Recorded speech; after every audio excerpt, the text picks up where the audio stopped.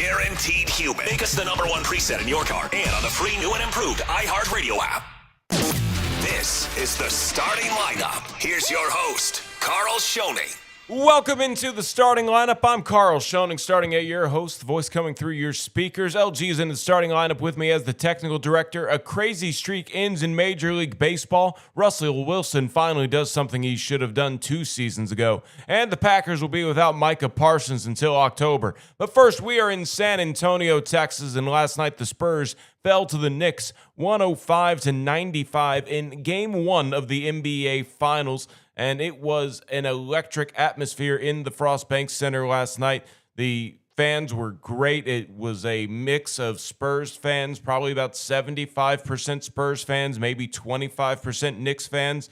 The Knicks came out and traveled well, and they provided enough energy that there was a little bit extra coming out of the Spurs fans last night, as I thought the energy before the tip-off was the story of the game until the game actually started. The energy in the arena was phenomenal, and we had a knockdown, drag-out, physical basketball game played last night in San Antonio. The energy was really at a high level that the players on both teams seemed to maybe, I guess, be a little out of sorts. They were all caught up in the moment. This is the first trip to the finals for both the Spurs and the Knicks teams as a unit. And I thought that the beginning of the game, their combination of the physicality and just the energy in the air sort of threw off both teams. And the Knicks jumped out to a 14-7 lead.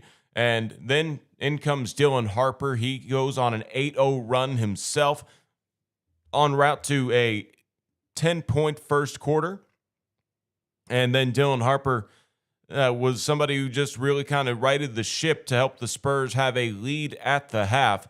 And the Spurs were able to keep their puncher's chance going until the fourth quarter, when the Knicks were able to take a lead and jump ahead. But the Spurs fought back from down, as I want to pull up the stat sheet to make sure I get the number right. In that fourth quarter, it was a stretch there where the Spurs had relinquished the lead. It was a back-and-forth game around 76-76 at the start of the fourth quarter. And then there was a really worrisome moment where the Spurs trailed 94-86 after Jalen Brunson came into the game at the 6-minute mark. The Spurs were able to battle back from down 8 to take the lead 95-94. And that came at the 2:16 mark of the fourth quarter. Victor Wembanyama made a free throw to put the Spurs ahead 95-94. But then the Knicks proceed to score all of the points the rest of the game. And they end the game on an 11-0 run, hold the Spurs scoreless that final 2:16 to take the 105-95 victory. The Spurs don't score a field goal in the final, let me make sure I get this number right. It was like about 3 minutes. As yes, Victor Wembanyama made a 2-footer at the 3:24 mark in the fourth quarter, and that was the last field goal that the Spurs made. It's hard to say what necessarily went wrong down that stretch. It felt like the Knicks had Captain Clutch come in Jalen Brunson, somebody who left the game earlier with a knee injury. We'll have to see if maybe that is something that the Spurs are going to have to deal with, as a little bit more of a hobbled yet still determined Jalen Brunson, or if he's going to he's not going to miss a game. It didn't seem like it was that serious, but Jalen Brunson certainly did make it look like it was that serious when he went into the locker room to get it checked out in the first quarter when he left the game. He comes back and, I'm going to rattle off some stats throughout the course of our conversations with this game, but don't be impressed by really anybody's shooting numbers. It was a poor shooting night for both teams as a whole. The New York Knicks only shot 41.5% from the field and 30% from three, while the Spurs shot 36% from the field and 25% from three. So Jalen Brunson ended up taking 31 shots, only making 12, goes 2 of 9 from three, and then Victor Wembanyama goes 6 of 21 from the field, 2 of 9 from three himself. And the Spurs just couldn't quite find any offense in the second half. The first half, the offense was really generated by Julian Champagnie, who had a game-high 15 points as he made 5 of 6 threes in that first half. But then in the second half, Champagnie was limited to just 1 point on a made free throw. He split a pair. Julian does also grab 10 rebounds in that game, so he still continues to contribute even when he wasn't making shots, but the Spurs really needed him to continue his hot shooting in the second half. Same thing goes for Dylan Harper. He had 12 points at the half, ended up with only 16 points at the end of the game. So I thought that was a lot more of the Knicks coming in with a game plan to limit those players in the second half. So that halftime adjustment that New York made to stay on Julian Champagnie and not let his three-point shooting beat the Knicks rather, was obviously a big factor. And then Dylan Harper started off his first finals appearance with an 8-0 run, and he ended up with 12 at the end of the half, like I said, but then only scored 4 points in that second half. And obviously the Spurs would have liked a little bit more of a push from him, but he still had to play a pretty good game. He still played a pretty good game. So I think overall, San Antonio just felt like that one slipped away, and that's essentially what Victor Wembanyama said. We'll hear from Mitch Johnson and Victor Wembanyama a little bit later in the show, but when it comes down to it, the Spurs and the Knicks both have to feel like there was a lot of meat left on the bone because New York is a much better offensive team than they showed, and as are the Spurs, but Scott Foster's crew, I thought, did a great job officiating the game last night. You know, sometimes we come on here and we maybe tell you guys that the officiating wasn't too great, and that's obviously always my personal opinion. But in this particular case, I thought my opinion on the officiating crew was they were good. They let the game be physical on both ends. They sort of only called tic-tac fouls when they sort of needed to be called. I thought that the Spurs challenge when Wemby got pulled down by Karl-Anthony Towns was actually a really good challenge that the officials could have really only seen with the benefit of replay and Victor Wembanyama being insistent to challenge the play. I don't think anybody other than Wemby, who had the sort of, I guess, hook happen to him. I would call it a hook. That was the play that the Spurs challenged on a rebound. Victor Wembanyama pulled down by Karl-Anthony Towns. It looked like, from my vantage point, and obviously I think the officials' vantage point, a foul on Wemby as Cat hit the ground. But I don't think that's a play that you could necessarily say was poorly officiated because it looked like a foul on Wemby in real time. But obviously Wemby was smart enough to immediately initiate a challenge. And you know, when you look at the challenges, and that's the only Spurs challenge, and then on the other side for the Knicks, just a missed last touch out of bounds right in front of the Knicks bench that looked like it was pretty close in real time as well. But since it happened right in front of the Knicks bench, everybody on the New York side decided to say, hey, challenge that, and it was a successful challenge. Although the ironic thing, and I don't know if I've ever seen this before, it was the end of the game and the Spurs needed a bucket, and the Spurs had called the timeout, but during the Spurs timeout, the Knicks challenged, and that led to the Spurs having that, you know, questionable call by the officials overturned. Otherwise, I thought that it was a very well officiated game, and part of that tight officiating was the reason both teams were not shooting well. And maybe the other reason is, and Sean Elliott said this on the broadcast last night with Dan Weiss, that just the energy in the arena sort of took both teams out of their traditional field goal percentage nights and maybe a little bit out of their offense. But, you know, either way you cut it, the Spurs are down 1-0, and the New York Knicks take home court advantage in game one. And I'm sure the Knicks are going to be greedy. They're not going to roll over and say, hey, we did our job and now we can go back to New York and try and, you know, take a 3-1 lead. They're going to try and obviously come out and win both games here in San Antonio, and I think that they'll have the ability to do it, but I also feel like the Spurs feel like that one slipped away from them, and that's going to be the seesaw battle that we see in this game. If the Spurs were able to capitalize on that momentum when it was 95-94, then maybe we're having a different conversation this morning, but the Knicks, they respond to that Spurs run and they proceed to go on a run of their own, put the game away in San Antonio.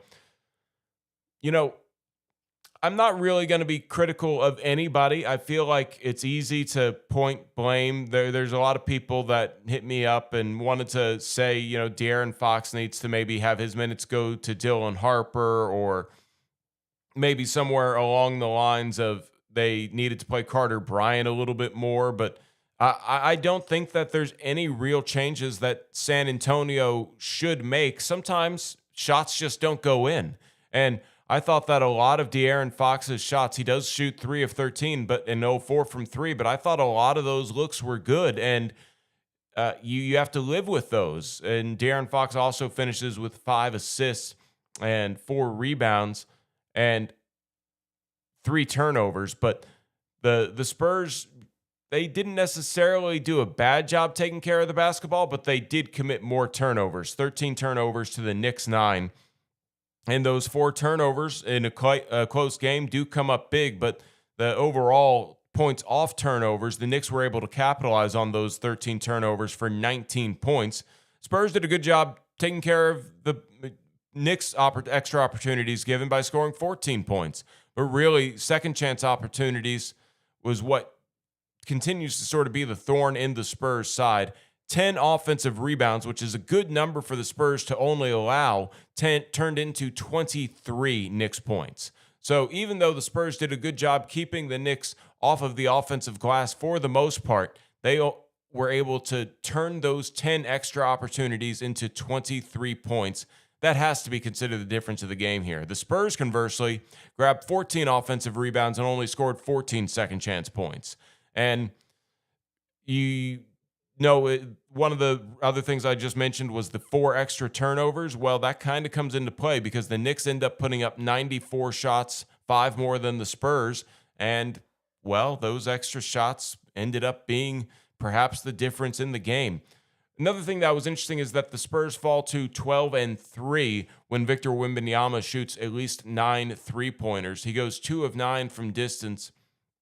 And I understand when Wemby's 3-ball isn't going well, people like to say, well, maybe Wemby should shoot inside a little more. But the converse to that is if Wemby's able to find his distance from 3, then that just makes the Spurs much more dangerous of a team. So we'll have to see if maybe the Spurs change up how they utilize Victor Wembanyama and make him more of an interior player in that Game 2 that's coming up tomorrow night here in San Antonio. But Wemby also got to the free throw line more than anybody else, 13 free throws for Wemby. The Knicks as a team only had 18. So I thought San Antonio, using that physical play to their advantage, were still able to get to the free throw line a good amount of times.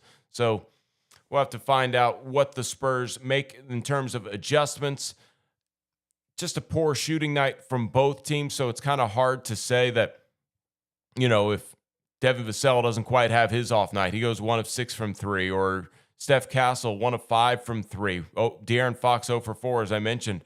You get a couple more good shooting nights from those players, and maybe another made 3 from Victor Wembanyama. It's a different ball game. But once again, Julian Champagnie, the only player with the hot hand from distance last night, was kept in check in the second half. That ends up being the difference in the ball game. On the other side, I really want to give a shout out to Josh Hart. Only 3 points, but a plus 22 because he grabs 15 rebounds and has 6 assists, 4 steals. Josh Hart's one of these random players that you don't necessarily know what you're going to get from him any given night. He can knock down a 3-ball, but he goes 0 for 3 from distance, and he just impacts the game in so many other ways. He came up with a lot of timely rebounds where it's just his desire to get the ball, and he's a very unique kind of guard forward that the Knicks have that's just flying all over the court. Only 2 offensive rebounds, but those 15 rebounds, 13 of the defensive variety were huge. Those 4 steals are great. He didn't turn the ball over once, and he had a block. So Josh Hart, one of those wings for New York that is not going to jump out when you're looking at the scoring side of the stat sheet, but everything else he does, the intangibles and just the energy he brings, and especially that rebounding presence, and some defensive playmaking ability, all of the above. Josh Hart might have been the X factor that changed the sway of this game.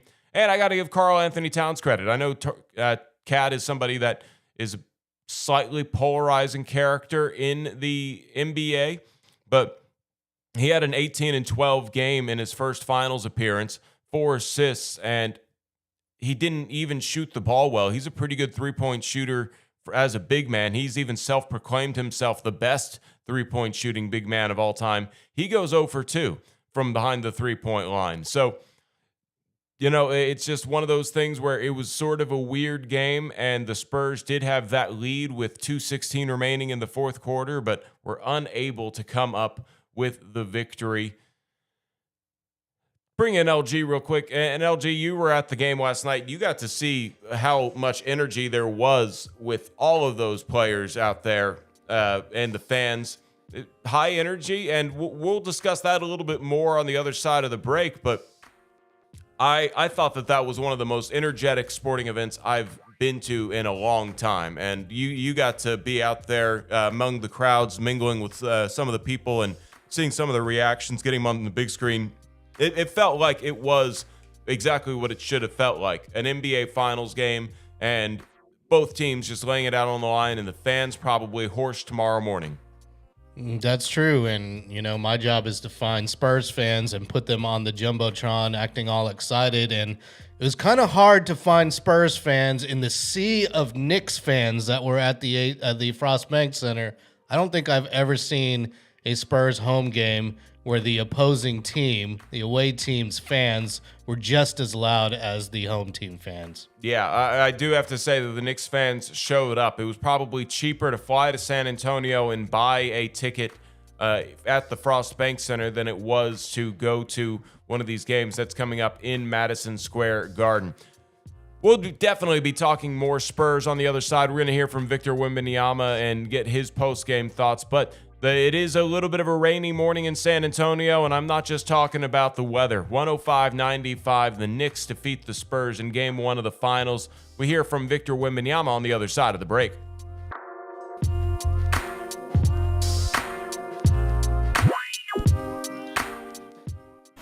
San Antonio, the future of the Spurs starts now. Join Ticket 760 for live NBA Draft Night coverage Tuesday, June 23rd, as we break down every pick, every trade, and what it means for the Silver and Black. Victor Wembanyama, windmill right-hand jam. We're broadcasting live from The Rock. Who will the Spurs add to their dynamic lineup? Find out with us. NBA Draft Night, Tuesday, June 23rd on Ticket 760 and on the free iHeartRadio app. There's another one and another one. Spurs fans, it's playoff time in San Antonio. Get in the spirit with Swish, a new Spurs-themed song produced by War Chief featuring Troy Matthews, Big Roddy, and Ice Villa. The perfect soundtrack for this playoff run. Watch for Wemby in the middle as he's leading all the blocks, giving go for Sella Barnes as they beat the shot clock. Streaming now on all platforms. Swish by the War Chief. And as always, go Spurs go.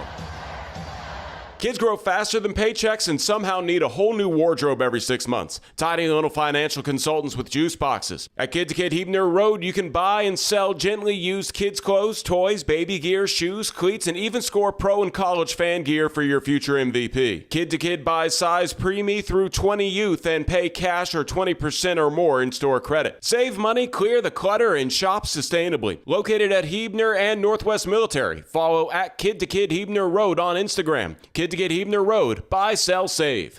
On Plus Nicotine Pouches present Comfort Chronicles. A 10 o'clock tea time. How comfortable.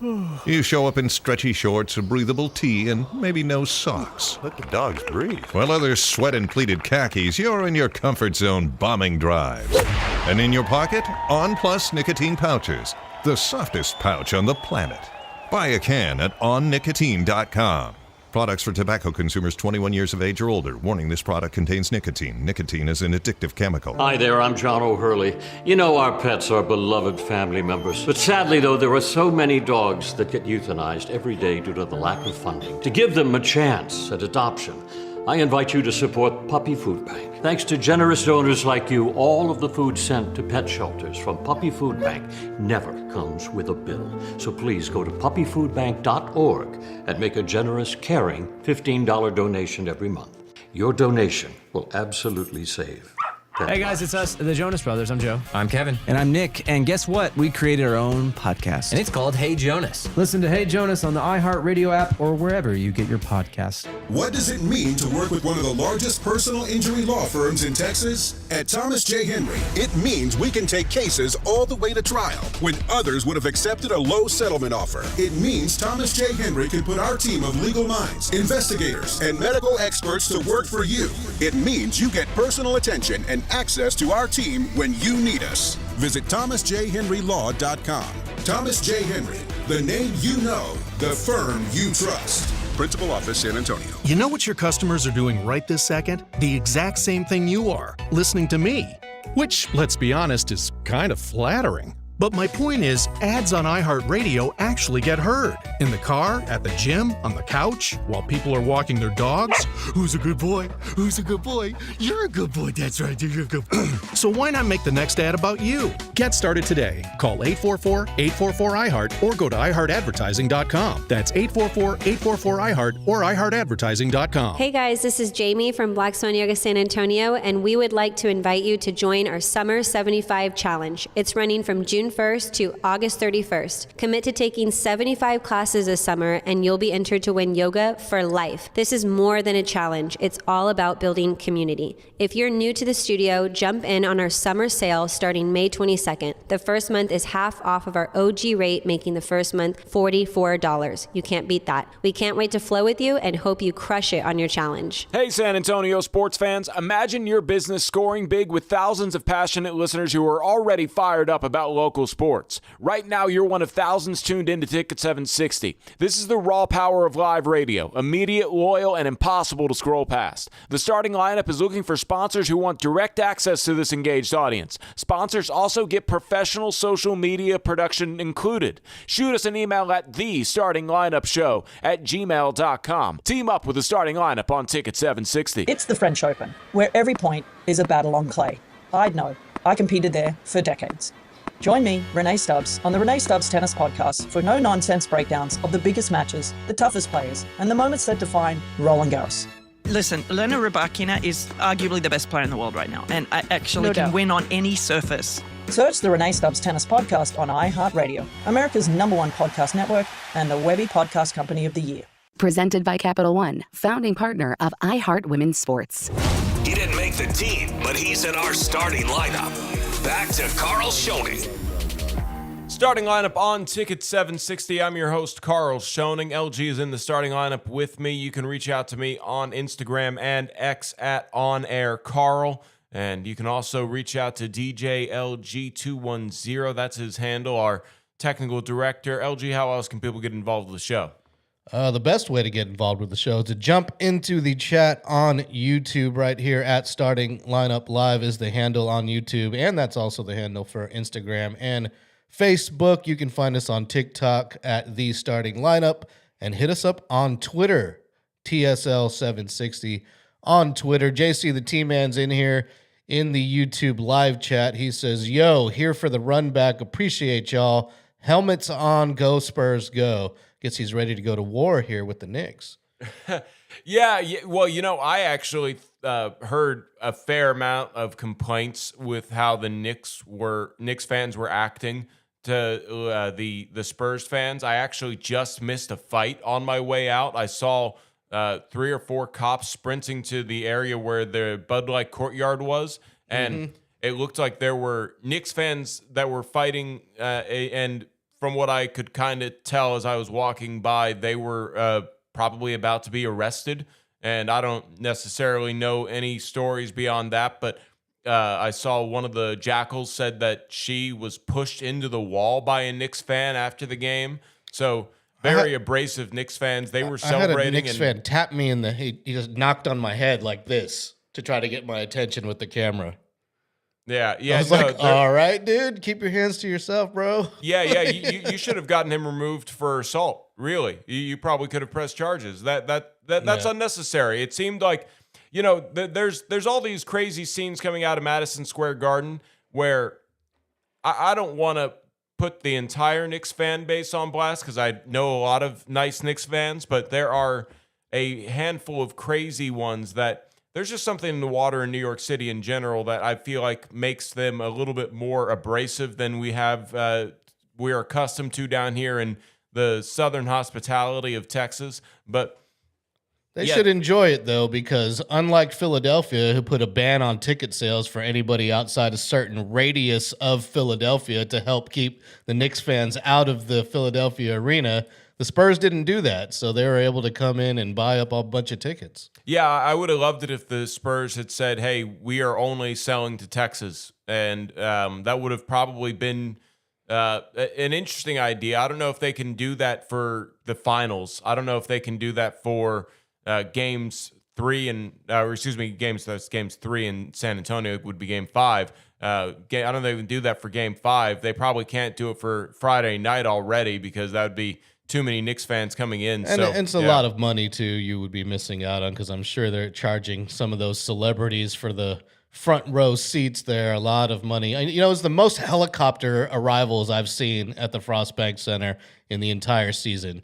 I saw about 3 helicopters drop off fans. Yeah, it doesn't surprise me. There's a lot of, I guess, big money individuals coming in that might not even be known to our, celebrity watching selves. They might not even be celebrities, but that was unfortunate to hear that there were some incidents with the Knicks fans. Of course, there was the do we call him a streaker? The guy that ran onto the court? Is that what they are? Or do streakers have to be naked? Yeah, I believe you have to be, in the nude to do streaking. So what do we call them? Just court invader? I call him a trespasser. Yeah. Okay. Yeah, he definitely a trespasser. And that guy got dragged to jail. Like you are probably going straight to jail. Yeah, you're probably going to be banned. It's probably a lot. I think that they've made those like borderline felonies, if I'm not mistaken. Yeah, it's a criminal trespassing and mischief and all that stuff. We're going streaking. Yeah. I don't know what they call it, but I think a lot of people called it streaker. And Victor Wembanyama spoke to the media after the game last night, but I know I said we would get into it, but it's a little bit pressed up against it. LG, how much time is on this sound for Wemby?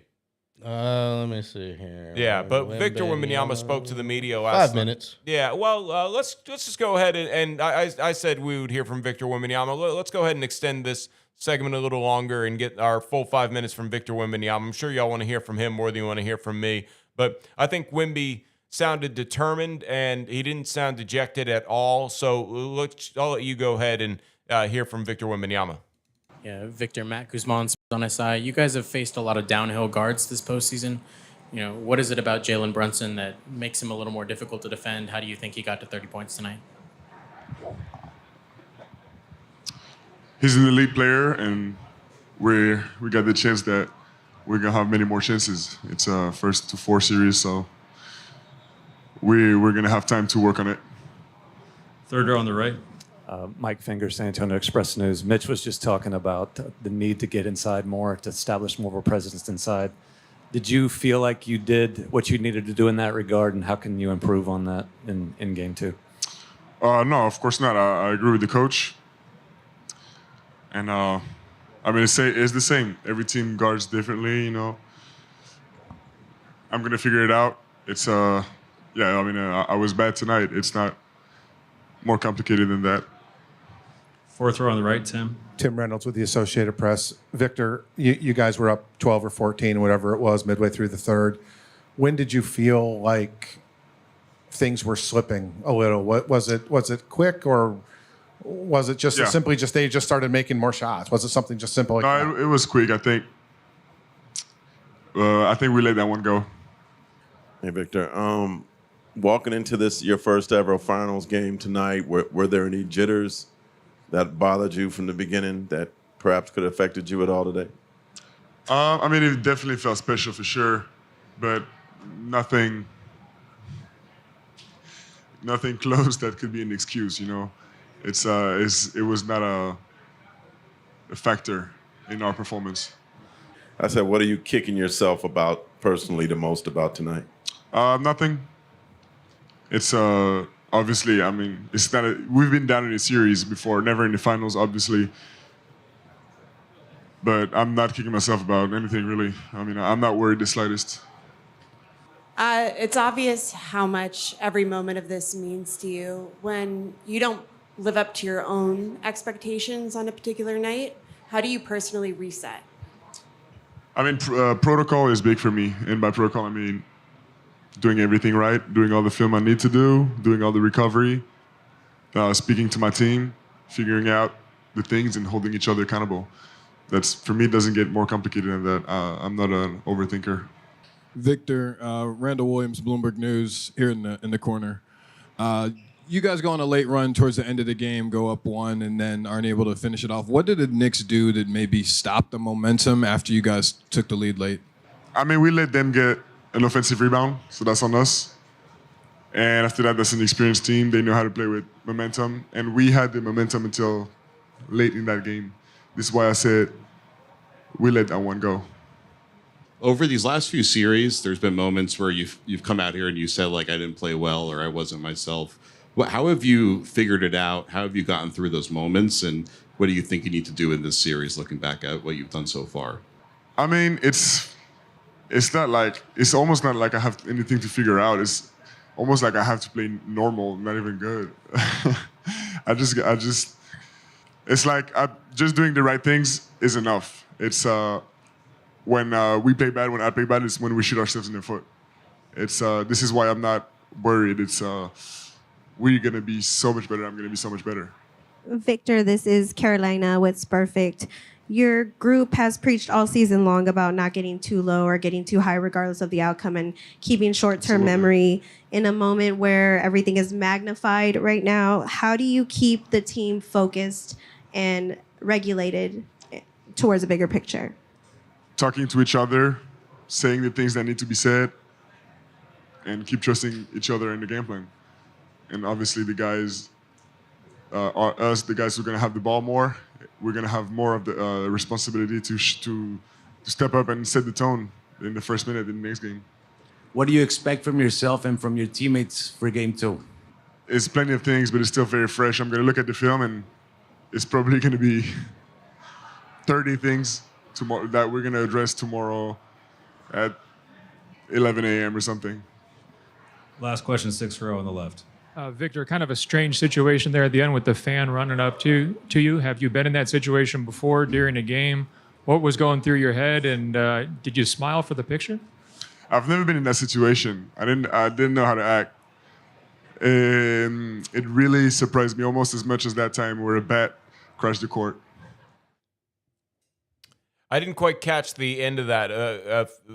Did he say a bat crashed the court? Yeah. Okay. She was talking about the Ginobili bat incident. Okay, yeah. Well, you know, there's still bats and birds that make their way into the Frost Bank Center, but that was Victor Wembanyama and his post-game thoughts. And he did smile for the selfie. He at least had to laugh at the situation because he knew he wasn't in danger. And, you know, that guy has a memory that'll last him a lifetime, but it might cost him a lot more in this lifetime. So I hope he at least got Victor in frame. But I did see a video that probably wasn't real.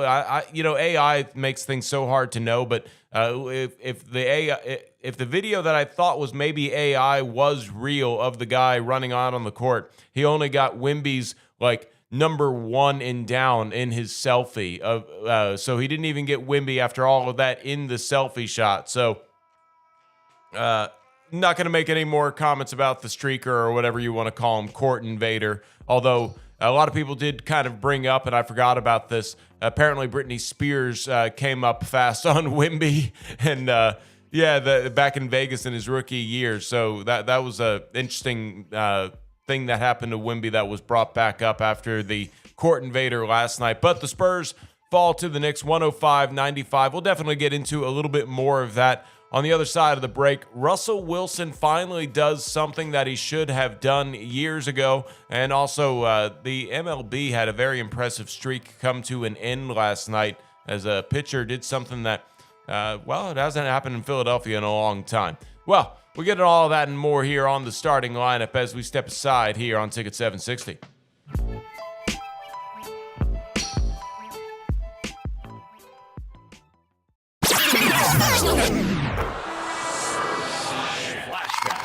On June 4th, 2003, the Spurs topped the New Jersey Nets 101-89 in Game 1 of the NBA Finals at the Frost Bank Center to take a 1-game-to-none lead in the best-of-7 series.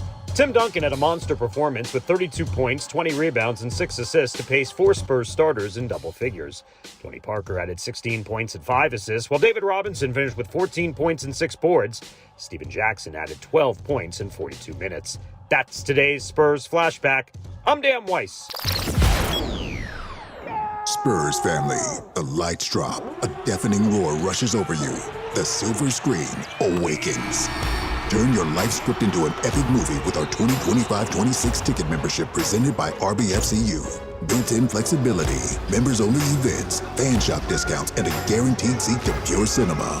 Reserve your memories today.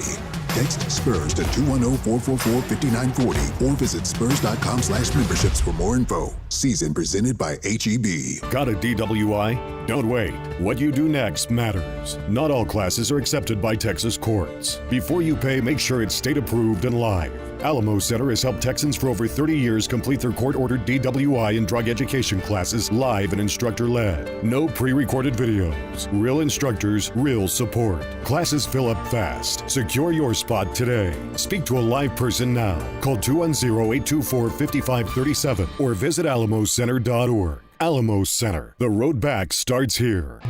San Antonio, your Toros are dominating. 2 games, 2 wins, 2 shutouts. Nobody has scored on the Toros. A new generation carries on the winning tradition of one of the most legendary football names in San Antonio history. Now, the Stampede returns home Saturday, June 13th, as the Toros collide with the Tall City Black Gold. Tickets start at just $10 at COFLToros.com. Vamos Toros! At GimmeTheVin.com, it's all digital. We have a 45-second offer online. It's fast, it's easy, and we have the best online reviews on the planet. Sell me your car. Sell us your car. GimmeTheVin.com. So easy you can do it in your underwear.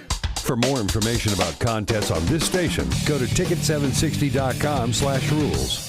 Hey guys, do you want male performance in the bedroom and do you want it now? Get it in 47 seconds or less. For the first time, you can have instant male enhancement. Introducing Knox 47, the topical male enhancement that works in 47 seconds or less. Satisfaction guaranteed. Finally, after years of scientific research, our proprietary formula will allow you to perform in the bedroom like never before. Just imagine that little blue pill on steroids. No reason to settle and wait when you can get instant performance now. Forget about pills and potions that make you wait hours or up to 30 days to work. That's yesterday's news. Knox 47 is brand new. The hottest thing for men. And you don't need a prescription. Call now and get your free supply for a limited time. Find out how to get Knox 47 for free. Call now, 800-480-8115. That's 800-480-8115. Free bottles for a limited time. Call 800-480-8115. That's 800-480-8115. Is your financial advisor managing your risk or just a spreadsheet? Hi, I'm Jeff Jr., founder of Trajan Wealth. Many financial advisors rely on target date funds, which are one-size-fits-all portfolios that don't know your name, your family, or your goals. And that passive management can leave you dangerously exposed. At Trajan, we look at the whole picture, not just the stocks everyone else buys, but the private market opportunities most advisors ignore. And as fiduciaries, we build a strategy around you, coordinating your investments, tax strategy, and estate into one cohesive plan. Your financial life deserves more than just a generic portfolio. Real planning isn't a stack of statements. It's the confidence of knowing where your income will come from for the next 30 years. Good enough isn't good enough for your family. It's time for a change. Schedule your complimentary consultation today. Call 855-TRAJAN-1. That's 855-TRAJAN-1.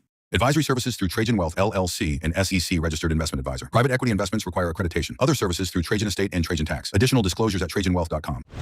Start your day with the starting lineup.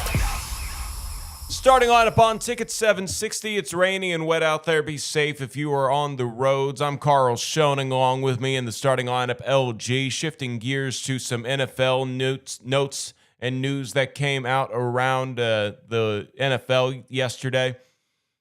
Russell Wilson confirms that he is retiring from the NFL and joining CBS. Maybe a couple years later than he should have, but I do think that Russell Wilson is somebody who probably could have even gotten another job this year if he really wanted to. The NFL, just such a taxing sport that I always do think when you talk about somebody who has a 10-year career, much less, I think he probably even played more. If I can maybe pull up his stats real quick. I remember him when he was at Wisconsin, and I think NC State before that. He was a good quarterback for a long time. He was born in 1988, and yeah, he was a 2012 third-round pick by Seattle.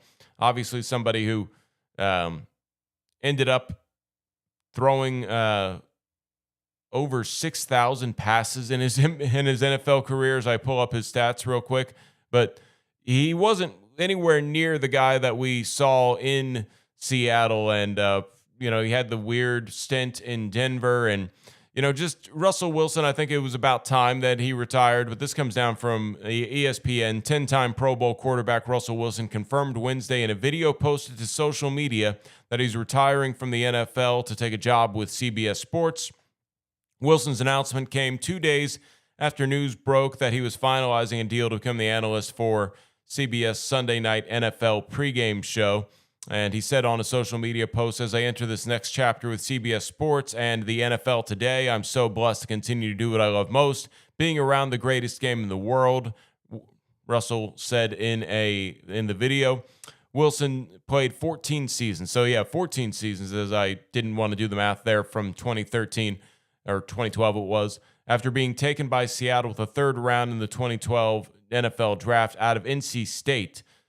Yeah, so he played at Wisconsin, and then he went to NC State for, I guess, his final year, and then he ended up being drafted out of NC State, leading them to their first Super Bowl championship, leading the Seahawks to their first Super Bowl championship in the 2013 season, and then he was traded to Denver in 2021. Spent 2 rocky years with the Broncos before playing last year in Pittsburgh one season in Pittsburgh and last year with the Giants.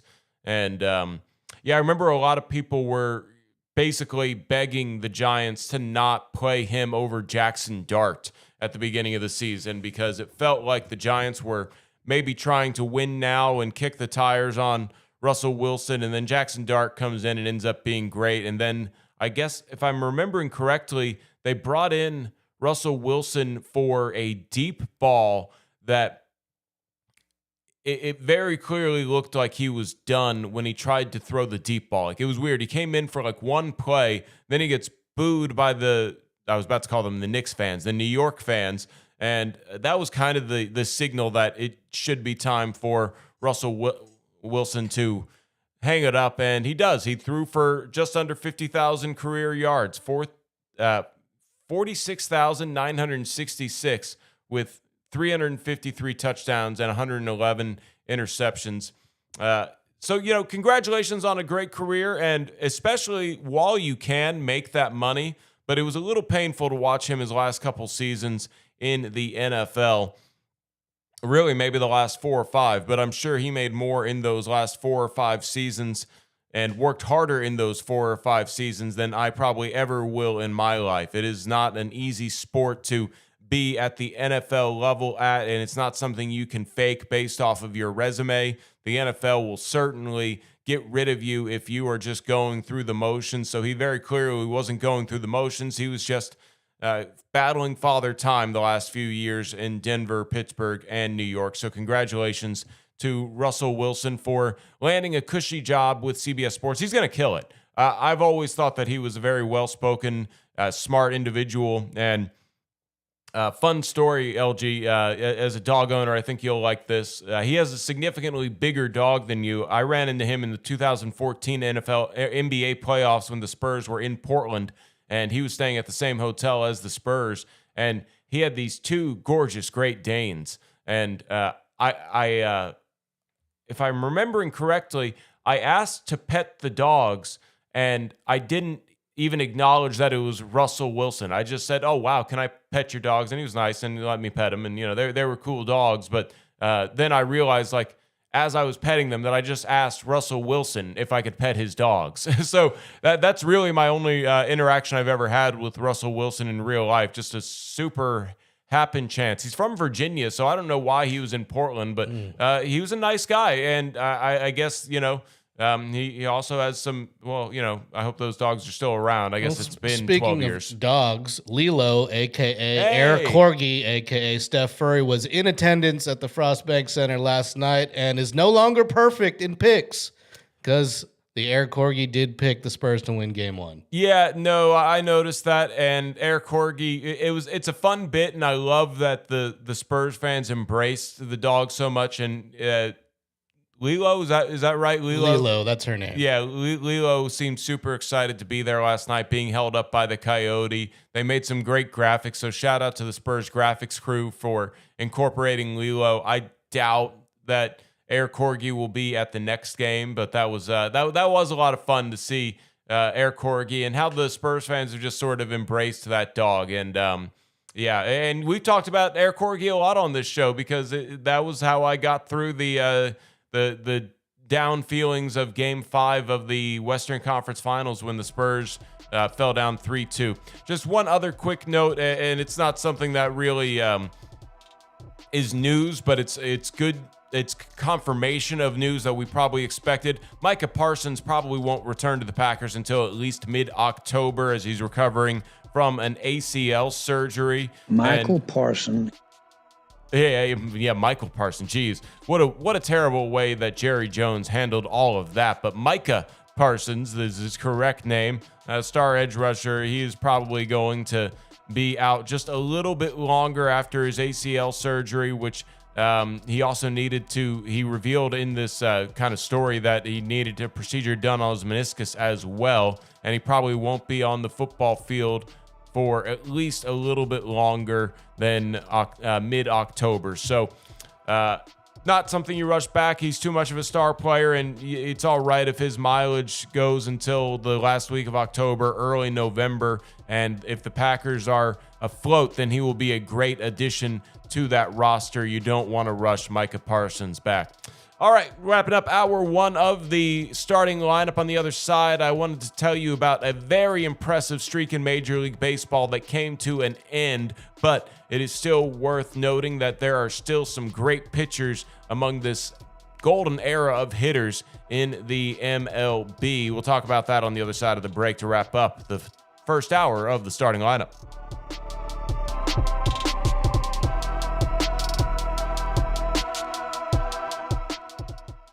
Kids grow faster than paychecks and somehow need a whole new wardrobe every 6 months. Tiny little financial consultants with juice boxes. At Kid to Kid Hebner Road, you can buy and sell gently used kids' clothes, toys, baby gear, shoes, cleats, and even score pro and college fan gear for your future MVP. Kid to Kid buys size preemie through 20 youth and pay cash or 20% or more in store credit. Save money, clear the clutter, and shop sustainably. Located at Hebner and Northwest Military. Follow at Kid to Kid Hebner Road on Instagram. Kid to Kid Hebner Road. Buy, sell, save.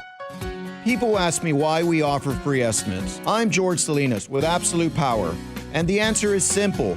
Because you deserve a clear answer before you spend your money. A free estimate lets us look at your job, explain your options, and give you honest pricing with no pressure. Call today at 210-904-1521 or visit absolute-pwr.com to schedule your free estimate. Absolute Power Electrical Contractors, at your service. Proud to make Pops proud. Proud to be Proud Pops. I'm Brandon Rackler, co-founder of Proud Pops Plumbing, Air, Electric. And I'm Jacob Magby, Brandon's slightly older sorter brother.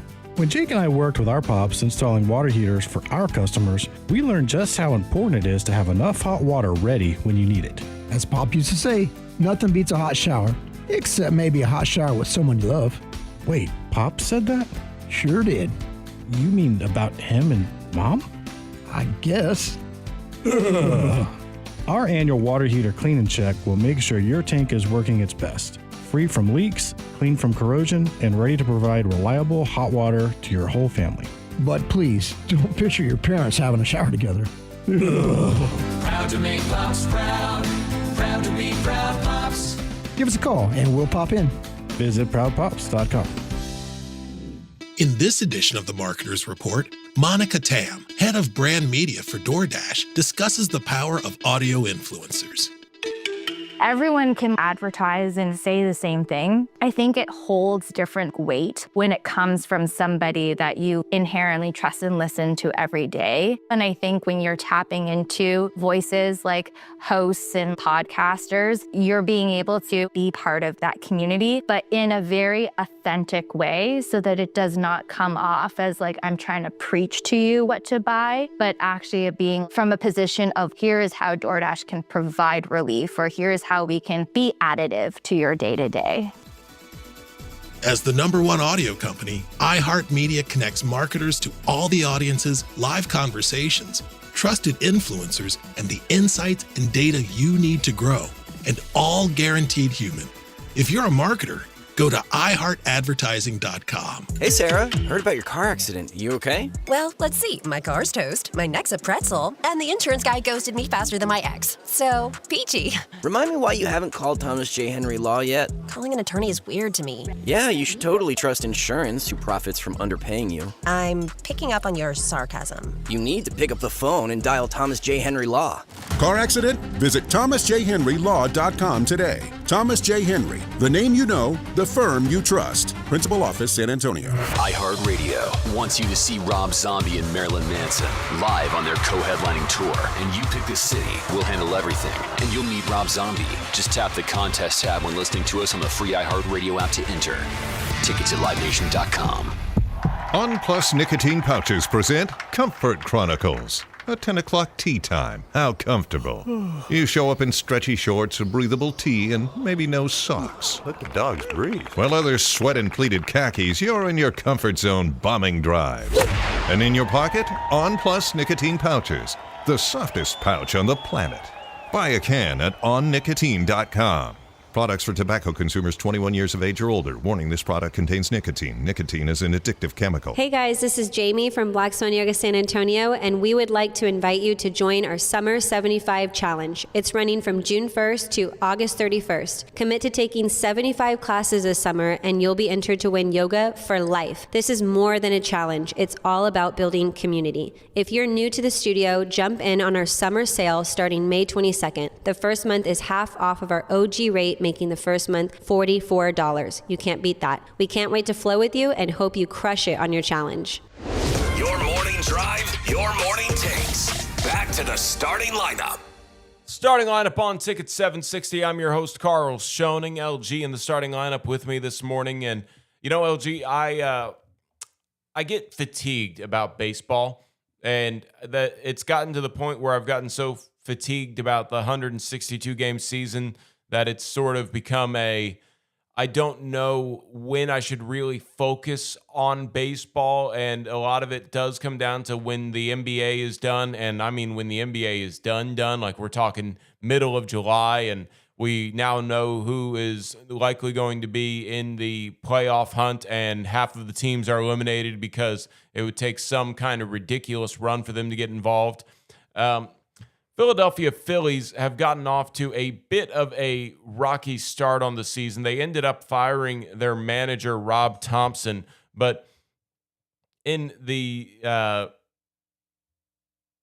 overall standings, the Philadelphia Phillies have worked their way up to a 32-29 record, so they're a little bit above 500, but they have had something very impressive continue all season. Christopher Sanchez, their ace from the Dominican Republic, a lefty that's 6'6", 200, 29 years old, had a streak where he did not give up a run for 50 2/3 innings. No, and that's just impressive in today's long ball era. Like, you would think in somewhere in his 663 pitches and 190 batters faced that he would have given up a home run, but he did give up a run for the first time since late April in front of 40,000 fans at Citizens Bank Park, and they gave him a standing ovation that lasted more than a minute after that streak. And I've actually been keeping up with this streak because it's a little interesting to me how long it was going, but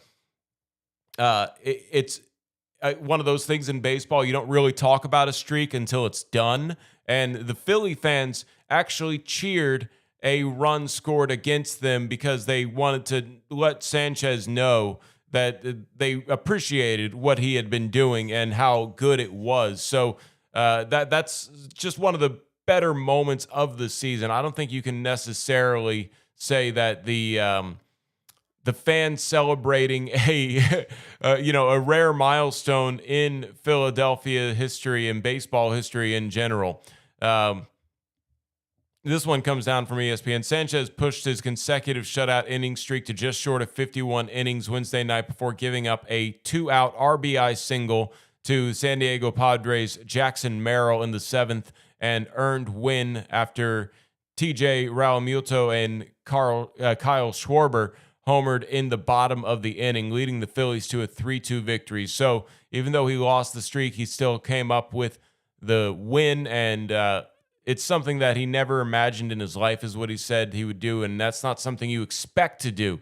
That is not something that I think that you can really expect anybody to do. Sanchez's streak ranked as the third best dating to the start of the live ball era in 1920, behind Los Angeles Dodgers' Orel Hershiser, a record of 59 straight scoreless innings in 1988, and Don Drysdale, I'm assuming I'm saying that right, with 58 in 1968. I was not born in 1968. I'll go that far. He struck out San Diego's Fernando Tatis Jr. and set the Padres down in order in the first to pass Carl Hubble at 45 and a third innings to become the career leader among left-handers. So all-time scoreless streak in terms of innings consecutive without giving up a run among left-handers. That is certainly quite the performance over the course of the season for Christopher Sanchez. And that's almost where I feel like baseball is when you play every single day.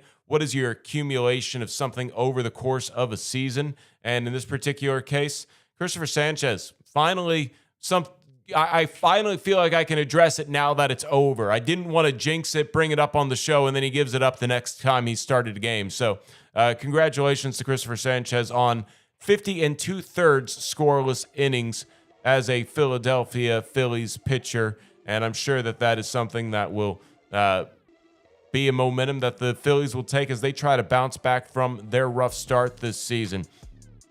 More Spurs talk on the other side as we start the second hour of the starting lineup. We'll hear from head coach Mitch Johnson. We'll break down a little bit more of my thoughts on the game, and we will certainly be talking plenty of Spurs throughout the rest of the week here as, it's Thursday. There's only one day left in the week after this. So 3 hours. We're going to talk a little bit more as we preview what maybe the Spurs can do going into Game 2 to change things up. All that and more here on the starting lineup on Ticket 760.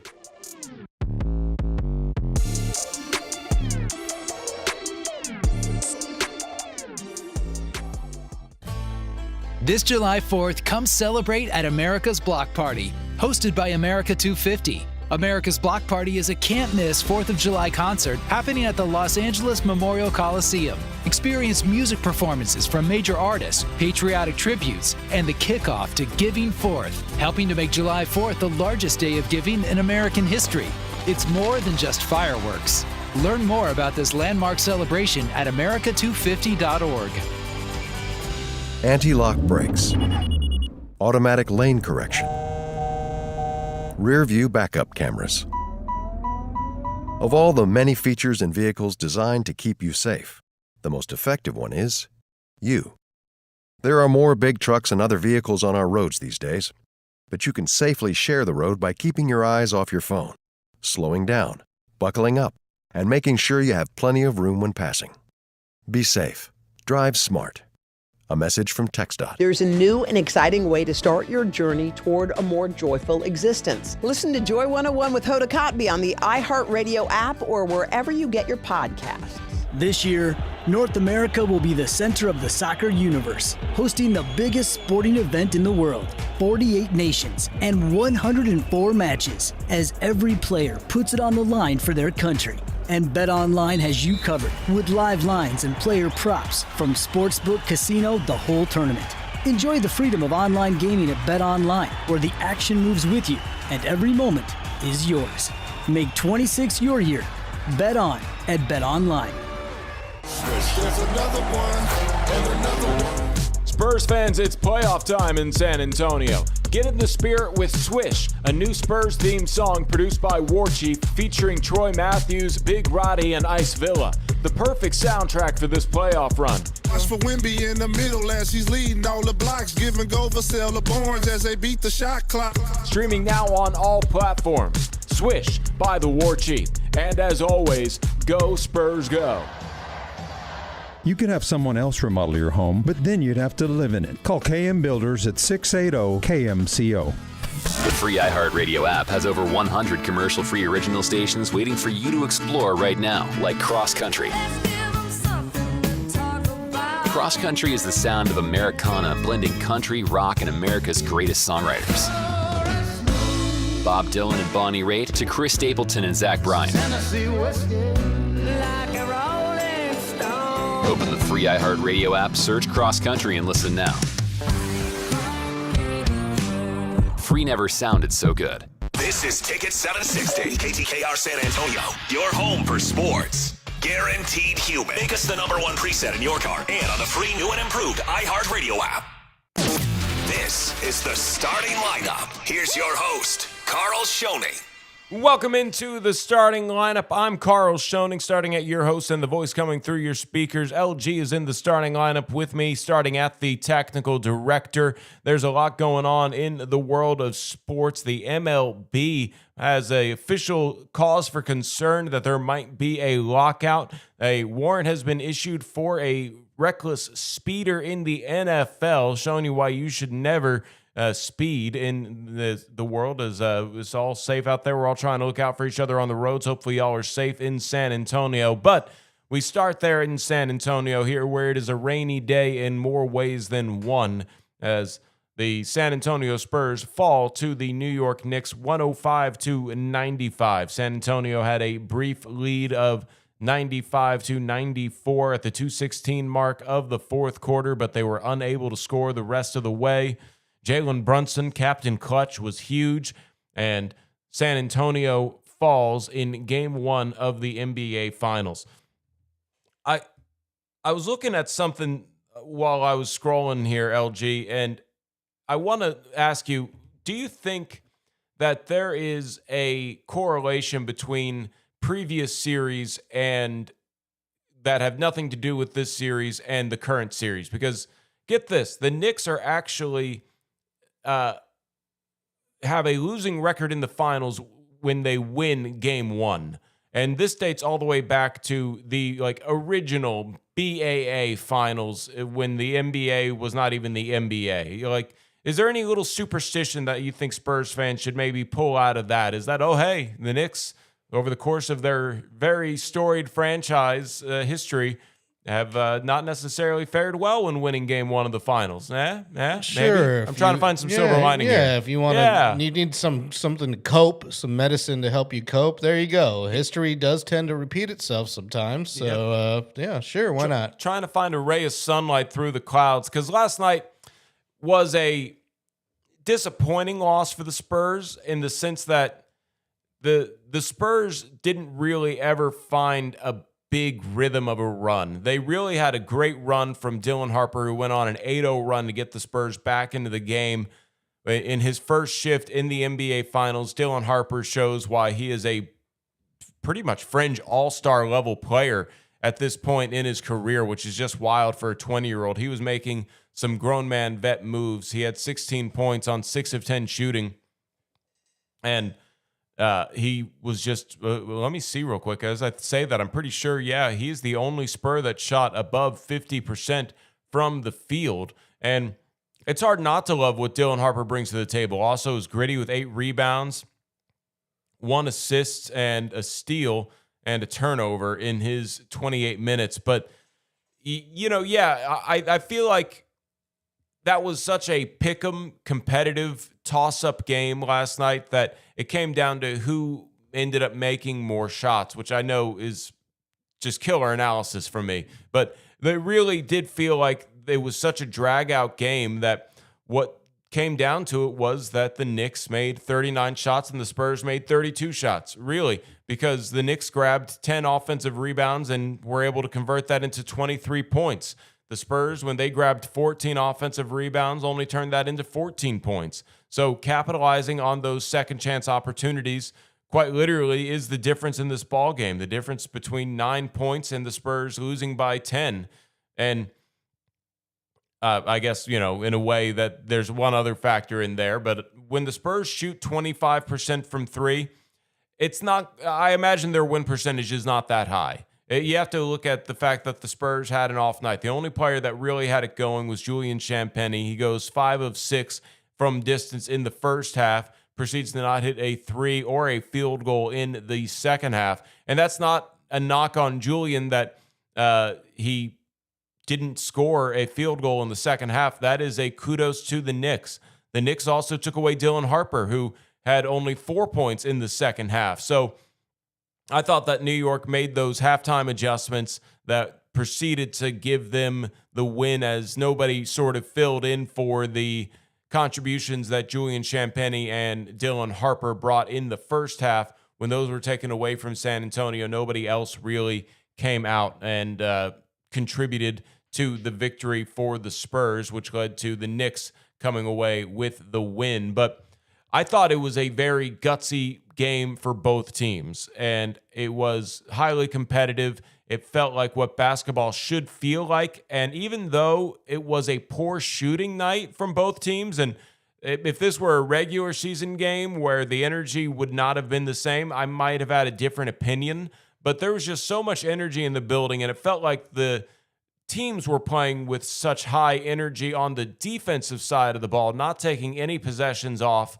that poor offensive showing from both teams is, I give it a pass. It really did feel like the two teams came out to just defend each other so strongly that the points were going to be at a premium. It's very rare to see the Spurs held to under 100 points, and the Knicks were able to do it. And I thought their game plan on Victor Wembanyama was as solid as it gets. Wemby goes to the free throw line 13 times, but he only shoots 6 of 21 and 2 of 9 from distance. And those 3-point shots, I suppose they are what they are, but really Wemby has 6 turnovers, which is a bit uncharacteristic of him.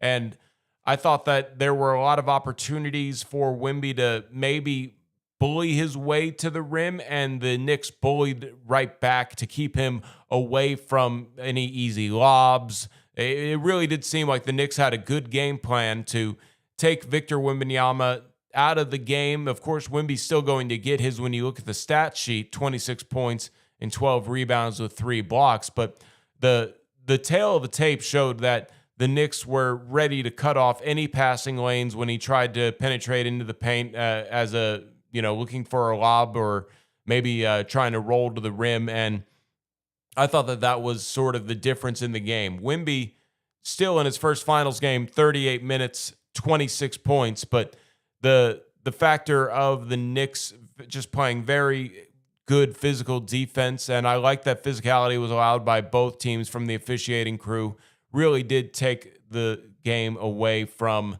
the Spurs doing the things that they would like to do. But I, again, just felt like that defensive intensity was so good on both sides that it is understandable both teams had poor shooting nights. Nothing's going to be easy in this series, and the Spurs get their taste of that. And I suppose the Knicks do as well, but that was what a finals game should have felt like last night. The Knicks fans, I do got to give them credit. They came out in hordes, and they are somebody who I thought made an impact in the game, but they also made the game a bit more fun because while they were trying to get chants going, the Spurs fans responded by trying to drown out their chants. And while the maybe decibel meters were even when it comes to any time that happened and the Spurs fans were able to successfully drown them out, the Knicks did get the last laugh, and the Knicks fans spent probably the next 30 minutes after the Spurs game celebrating that win. They were all over the interior of the arena after the game, and they were not going to be sent home quietly. We mentioned in the first hour how the Knicks fans were a tad bit rude, and they're very abrasive, and there was this big, just mosh of people. I've never seen this, even after Spurs wins, just a mosh of people just jumping up and down on each other in a very dangerous part near stairs, and they were so excited, as I imagine Spurs fans would have been had San Antonio come away with a win, but the Knicks fans really did come out to play. There was this couple people who were to my left at the broadcast location that had some of the loudest whistles, and not like an actual whistle, they use their fingers in their mouth to blow a whistle that I don't know if you could hear it on the court, but it was certainly annoying to me, and I felt like they saved it for when the Spurs were shooting on the Knicks bench side of the court, and maybe, just maybe, it led to a couple missed free throws. The Spurs only missed 5 free throws. They go 20 of 25 as a team from the charity stripe, but when that guy was really getting into it and I noticed his whistle, and I think he had his son next to him who also had a little bit of a loud whistle, sounded like a bird mating call. It was super loud, trying to get the attention of the free throw shooters, and I feel like it did successfully help. So the Knicks fans certainly played an impact into last night's game as New York comes away with a 105-95 victory. It's sort of hard for me to figure out where things could have gone better for the Spurs. I thought that some of these other reserves just came in and played a little bit better. Jose Alvarado was a big pickup for the Knicks at the trade deadline, and he maybe puts in the best 15 minutes or fewer that anybody put in this game, as Jose Alvarado in 11 minutes goes 3 of 6 from the field, hit a 3, grabbed 4 rebounds, and Grand Theft Alvarado even got a steal, 7 points. Those are big. In a 105-point game for the Knicks, those 7 points off of the bench are huge. Landry Shamet, he definitely continues to be a key factor as sort of the sixth man for New York. He goes 3 of 6 from 3, 5 of 9 from the field for 13 points as the only double-figure scorer for the Knicks off of the bench. And, San Antonio, they just got to figure out how they're going to get that energy off of the bench from somebody other than Dylan Harper. I was a little surprised to see Keldon Johnson only played 8 minutes last night, only scored 3 points. Luke Cornett, I thought that he played some solid defense, but he didn't even put up a shot in his 10 minutes. And Harrison Barnes in his 12 minutes goes scoreless. Carter Bryant doesn't make a field goal in 4 minutes, and that's the difference, as the Spurs reserves, other than Dylan Harper, didn't have the biggest impact on the game. And I get the feeling that that might just be what we have to expect, because the Spurs are going to probably run their starters out there all almost over 35 minutes, except for Julian Champagnie, who played 31 minutes. So this is where the rotations shorten up, and you hope that you find a spark from a Carter Bryant or a Luke Cornett or a Keldon Johnson, but it comes down to the starters versus the starters. And once again, Karl-Anthony Towns playing 34 minutes, and he didn't knock down a 3, but his 18 points were impactful. His 4 offensive rebounds were huge. He really was big in his first finals performance, and I talked about it in the jump. Josh Hart, what a game from him. 27 minutes, only 1 of 5 from the field and 3 points, but everything else he did contributed to winning. And that ended up being how the Knicks came away with a 105-95 victory. Before we pitch the break, and when we come back from the break, we'll hear from Spurs head coach Mitch Johnson and his post-game thoughts. I don't think, LG, maybe correct me, I don't think that I gave a prediction in this series. If I did, I knew I would have given a homer pick and picked the Spurs, but I did talk in Austin twice yesterday on AM 1300 The Zone with a couple of the shows out there, and I didn't give a prediction in either of those segments either, if I'm not mistaken, but I did say it was going to be a competitive series, and I did say it wasn't going to be a sweep. And that's how I feel, is that this is going to be a competitive series, and it's not going to be a sweep either way. And I understand, and know that there are a lot of Spurs fans that are out there thinking that the sky is falling, but far from it. This was a good game. The Spurs were unable to finish down the stretch, but they had the lead the majority of the evening. And, you just hope that everybody is healthy going into the next game, because Victor Wembanyama seemed like he might have tweaked something. I didn't quite catch what it was, as I didn't have a feed to the broadcast. And for the first time all season long, I couldn't even listen to Dan Weiss because Sean Elliott took my seat at the broadcast location, which was funny. But thanks to Sean, I will certainly be able to go up to New York City. I wasn't sure if they would have a seat for me, but they will have a seat for Sean. And Sean and I will just play musical chairs after the pregame show, going into the halftime show, and then I'll take his spot in the postgame show. But it was as disconnected to a Spurs game that I felt, and it was very raw that I just got to listen with no headphones to the arena and watch the game. And I was standing up behind Dan and Sean the entire game, so it felt a little disconnected than I usually am on certain things that might have been nuances of what a replay shows on the broadcast feed that Dan sort of relays out over the radio. But I just hope everybody is healthy going into the next game, as also Jalen Brunson left in the first quarter with a tweaked knee. Still plays 37 minutes, still is captain clutch. Let me go ahead and, before I pitch the break, tell you what he did in the fourth quarter, as Jalen Brunson in that fourth quarter plays 8 minutes, goes 5 of 9 from the field, makes his only 3-point attempt, 2 of 2 from the free throw line, was a plus 10, and scored 13 points in that fourth quarter. So Jalen Brunson, they call him Captain Clutch up in New York City, certainly came up clutch with a huge fourth quarter. OG Anunoby, and now that I look at this, I knew he had a big second half. I didn't realize until now that I'm looking at the fourth quarter only box, he had 12 points in 9 minutes. OG Anunoby, and this is where I guess, again, being disconnected, I knew he had a big second half, but 3 of 6 from the field after I thought the Spurs did a great job on him in the first, I guess, 3 quarters of the game. But he comes up with a push late to help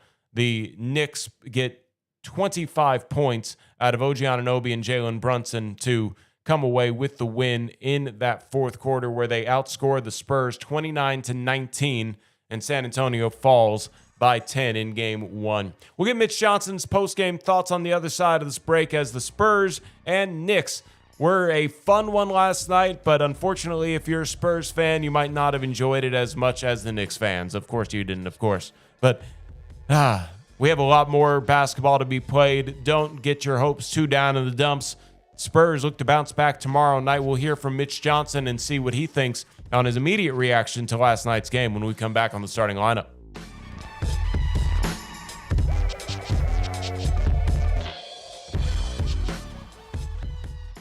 Kids grow faster than paychecks and somehow need a whole new wardrobe every 6 months. Tiny little financial consultants with juice boxes. At Kid to Kid Huebner Road, you can buy and sell gently used kids' clothes, toys, baby gear, shoes, cleats, and even score pro and college fan gear for your future MVP. Kid to Kid buys size preemie through 20 youth and pay cash or 20% or more in-store credit. Save money, clear the clutter, and shop sustainably. Located at Huebner and Northwest Military. Follow at Kid to Kid Huebner Road on Instagram. Kid to Kid Huebner Road. Buy, sell, save.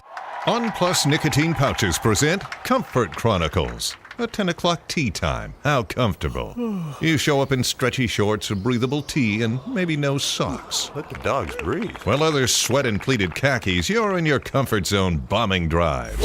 And in your pocket, On Plus Nicotine Pouches. The softest pouch on the planet. Buy a can at onnicotine.com. Products for tobacco consumers 21 years of age or older. Warning, this product contains nicotine. Nicotine is an addictive chemical. Hi, it's Mr. T. San Antonio RVs, locally owned. That's right, they're a mom and pop shop.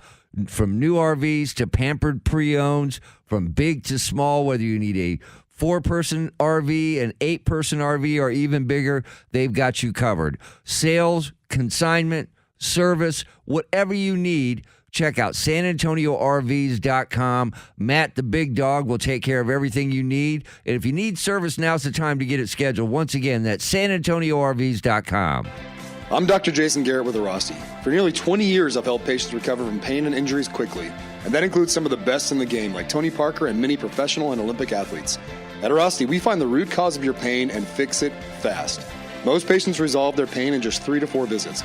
No long treatment plans, no gimmicks, just results. So whether you're a pro athlete or just want to get back to what you love, visit Orosity.com and schedule now. That's AIRROSTI.com.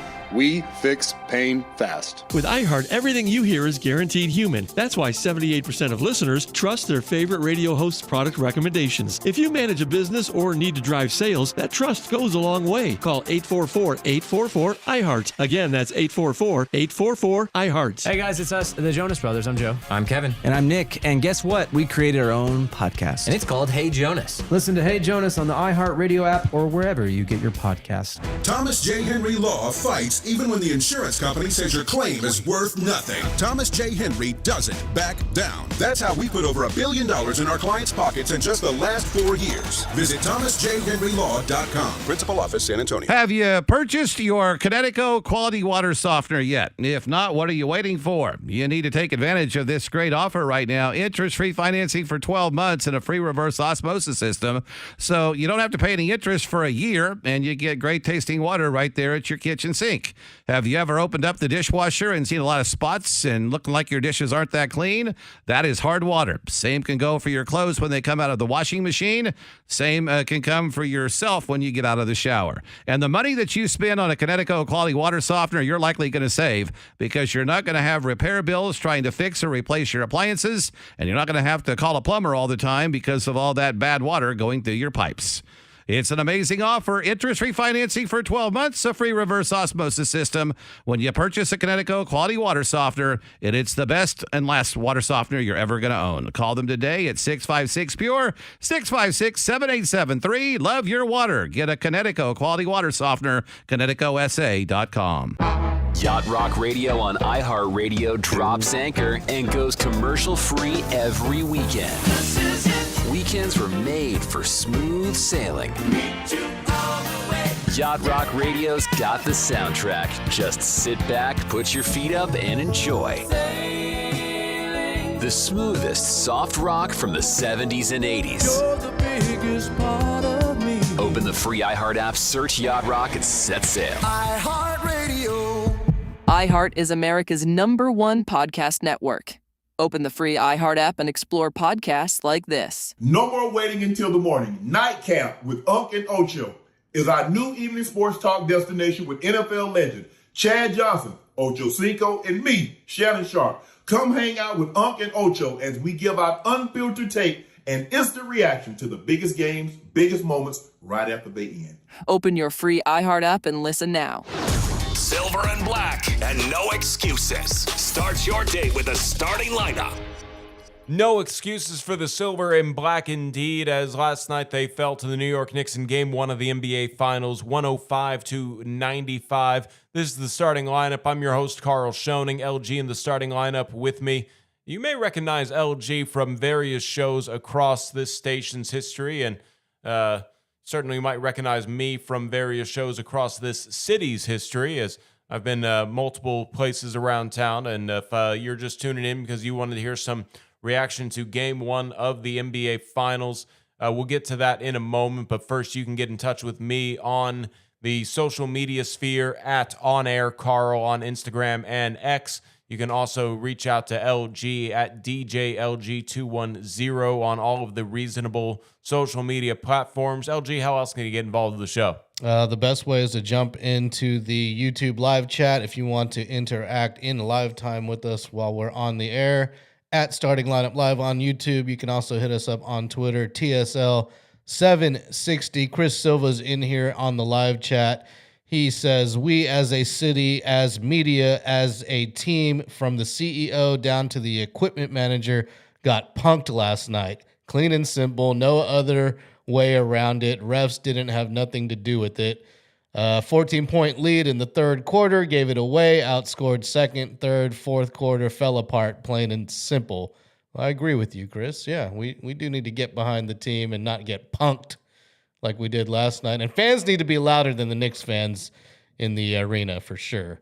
Yeah, and I've been saying it all morning. I don't have 1 ounce of criticism against the officials. I think that even the one challenge that the Spurs had to use was really hard for the non-cameras that were playing in slow motion to be able to tell that it was what was eventually correctly overturned, but it looked like a foul on Wemby in real time. Wemby immediately says, hey, let's challenge that. And yeah, the Knicks just came out and this is where I wonder a little bit of, is it the rest that the Knicks just had that little extra juice after having almost 2 weeks off, and the Spurs are coming off of the 7-game series. Did San Antonio just lose a little bit in the gas tank there at the end of the game? Could be. Jason Lasay's in here, says, tough loss. However, the Spurs have been learning lessons from every loss. He does not expect this to be any different. No, yeah, Spurs do a great job bouncing back, especially from poor offensive performances all season long. So, if you're a Spurs fan, I get not liking the outcome, of course, but don't feel like this series is over after one game. The Spurs have plenty of basketball to play. This could go 7, so buckle up. I think last night, if it was any indication, is that this series deserves 7 games of that kind of competitiveness. But, I know that I'm not the authority on the Spurs, because I think that the authority on the Spurs are the Spurs themselves. So I want to hear what Mitch Johnson and share what he had to say after the game last night, get his immediate reactions to the Spurs falling 105-95 to the Knicks last night. Coach, can you just talk about Wemby tonight? Seemed like it kind of took him a while to get going. I don't know if it was first finals jitters or just the way of the game, but how did you see it? He missed a few shots early, and we got to get him moving in space and towards the rim, whether that's on rolls or running in transition, but we need the pressure on the rim and the force in the paint. And then they did a good job, obviously, being physical and showing crowds, but, we need to do a better job of establishing that early on, for sure. Rachel. Hey, Mitch, just wondering about some of the early in the shot clock threes and what you thought that was about. Yeah, I don't have any right now that I felt were egregious. There was definitely a stretch there in the second quarter, I know, where, we want to play with pace and we want to hunt threes in transition, but we also want those to be in rhythm and feel like they're our shot. And there might have been some questionable ones. I'll have to go back and look at the film. But again, it gets tough when you get nitpicky with that stuff. I'll have to go back and look. But we definitely, again, didn't have enough pressure on the paint all night, whether that was in transition or in the half court. And we got to make sure we're still putting force in the paint. And we'll still get our threes up with that. But we can't work outside in. We got to go more inside out for sure. When Wembanyama doesn't play to the best of his very high standards for himself, is anyone harder on him than himself? I don't know how to quantify that, to answer that, but I would say that he's definitely holds himself accountable, and I would suspect that he'll learn a lot of things from tonight's game and come out with a good approach in game 2. Coach, this is Carolina with Spurfect. Your group has preached all season long about not getting too high, not getting too low. In a moment like this where everything is intensified, how do you keep the team focused on what the bigger picture is for the finals? Yeah, no different. We played a game. We didn't get the outcome we wanted. There'll be a lot of feedback from the film and breaking this down that will lead to game 2, and hopefully we use that information and tools and guidance to come out and be better that game. First row. Mitch, just knee-jerk 15 minutes after the game, can you diagnose how New York was able to get to 50 points in the paint? Felt like some of that was bad offense on our part, and then some of that was, maybe at times not being able to square the basketball up and give the proper resistance, and then the offensive rebounds crushed us. 23 second chance points. We're up 1 point, I believe 93-94, 94-95. Get them to miss. They get a rebound. Brunson hits a 3. They go on an 11-0 run. Makes it tough. Got to be able to close out possessions with rebounds when you make a miss. First row. Yeah, Coach, you guys have played a lot of downhill guards this postseason. What is it about Jalen's game that makes him a little bit more difficult to play? Or, what did you see from the defense that allowed him to get what he was going for tonight? He's a tremendous player that's skilled, picks his spots, knows his angles, shoots contested shots without being sped up. He's a phenomenal player, and we just got to keep making him work. And again, he had a phenomenal game, and he got going there and had a few in a row. But 30 points on 31 shots is something that you probably want to keep making him work for those points. It's probably some of the other stuff that we can probably control more than him making or missing shots. Fourth row on the right, Tim. Tim Reynolds with AP. When you guys got up 14 midway through the third, you said before the game that the Knicks are a team that if there's any undiscipline on the defensive end, they're going to find it, they're going to exploit it. Do you think a little of that creeped in, or was it just simply, was there a couple possessions where things maybe just went a little too fast? Something like that, maybe? Yeah, again, I don't want to make something up, but I do know that there was a combination of a few times defensive breakdowns where there's communication and rotations. There was a few times it felt like we didn't have an appropriate offensive possession in terms of trying to be greedy for our best shot and using spacing and passing, because that's how we play. And it got us on our heels a few times. And then again, the offensive rebounds, 23. Second chance points is just going to be really hard. Third row in the middle. Coach, were you good with the looks that you got from beyond the arc the team got from the three-point range tonight? I thought we missed some shots, yeah. I thought we missed some good shots, and I think there'll be some possessions that, again, we could have worked the clock more, worked them more defensively. That was probably just, I kind of refer them as they're just shots. Is it a bad shot or a good shot? I don't really know, but it's just a shot. And we probably could be a little bit more greedy on that possession to get something better as a group. Second row on the right, DA. Appreciate Hector Ledesma asking that question there, as the Spurs did have just a not good night from three. They put up 43 threes and only made 11 of them. And the Spurs are not really a team that puts up 43s often. Now that I think about it, I'm trying to remember the last time the Spurs put up 43-pointers, and that's almost half of their shots. It's just not really the Spurs' typical identity. And, of course, you're okay with Julian Champagnie attempting 10 threes. He only shoots 4 threes in the second half, doesn't hit any of them. Victor Wembanyama, I'm kind of okay with him shooting 9 threes. I get that a lot of Spurs fans enjoy Wemby's game when he's not shooting many threes, but the Spurs fell to 12-3 on the season when Wemby puts up at least 9 three-pointers. So not that if Wemby were to shoot his probably average of that, out of 9, maybe something along the lines of like, if he makes 2 more threes realistically, stays under 50%, but closer to that 50%. It's not like those 6 points necessarily are the difference in this game, but it certainly would have helped. But yeah, I just don't think you're going to see the Spurs go 25% from distance twice, maybe 3 times in this series. They could happen. These Knicks are a good defensive team. And I've been saying it all morning.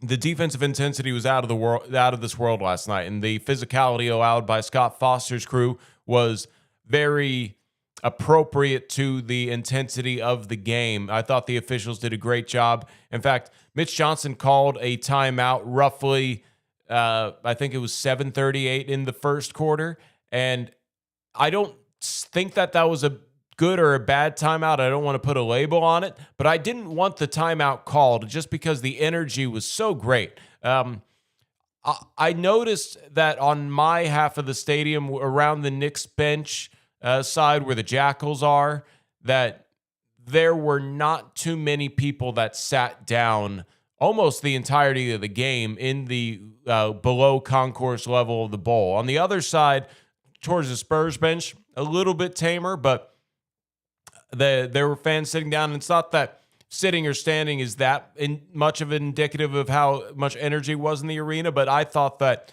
the entire fans were going to stand the entire game. It felt like that kind of energy. The seats were going to be pointless, and just to a few people asking about those questions, early shot clock threes and such. This is the modern NBA where a good look from 3 is a good look on a possession. Just sometimes those shots don't fall, and they did not fall for the Spurs last night. If they were able to bump that up to around 30%, just like the Knicks, they probably win. Well, if you're watching on YouTube, you make sure you can see my face talking into a microphone. Be sure to like and subscribe. LG producing me right now. I appreciate that before I go on too much more of a tangent. A couple more notes on the Spurs. A note that I didn't want to really address, but when the commissioner of a sport says you should be a little concerned about the future of the sport, I got to bring it up here on the show. Talk about that and more on the other side here, the starting lineup.